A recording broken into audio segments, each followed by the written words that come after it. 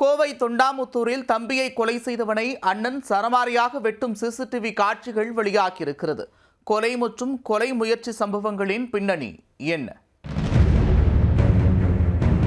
கோயம்புத்தூர் மாவட்டம் தொண்டாமுத்தூர் அருகே குறும்பபாளையம் பகுதியைச் சேர்ந்தவர் மதன்ராஜ். 35 வயதான இவருக்கு திருமணமான நிலையில் நடத்தை பிடிக்காததால் மனைவி பிரிந்து சென்றதாக கூறப்படுகிறது.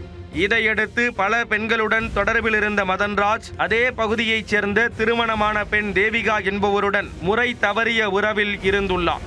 இது தொடர்பாக பெண்ணின் தம்பி ஜெகன்ராஜ் என்பவர் தட்டி கேட்டுள்ளார். இதில் ஆத்திரமடைந்த மதன்ராஜ் பெண்ணின் தம்பி ஜெகனை கொலை செய்துள்ளார். கடந்த ஆண்டு நிகழ்ந்த இந்த கொலை வழக்கில் மதன்ராஜ் கைதாகி சிறை சென்றுள்ளார். அண்மையில் ஜாமீனில் வெளியே வந்த மதன்ராஜ் மீண்டும் தேவிகாவுடன் முறை தவறிய உறவை தொடர்ந்ததாக கூறப்படுகிறது. ஏற்கனவே தனது தம்பி ஜெகனை கொலை செய்த மதன்ராஜ் தங்கையின் வாழ்க்கையை சீரழிப்பதாக அவரின் அண்ணன் சித்திரைக்குமார் கடும் கோபத்தில் இருந்துள்ளார். ஆத்திரம் தலைக்கேறிய சித்திரைக்குமார் தனது தங்கை தேவிகாவின் கணவர் முருகனுடன் சேர்ந்து மதன்ராஜை கொலை செய்ய திட்டம் தீட்டியுள்ளார். சந்தர்ப்ப சூழலுக்காக சித்திரைக்குமாரும் முருகனும் காத்திருந்தனர்.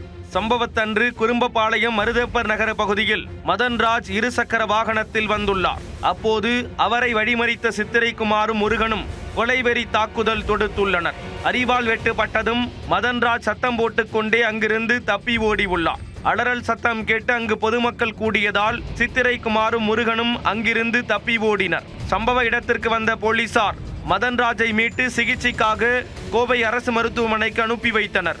இந்த சம்பவத்தின் சிசிடிவி காட்சி வெளியாகி பதைவதைக்க வைத்துள்ளது.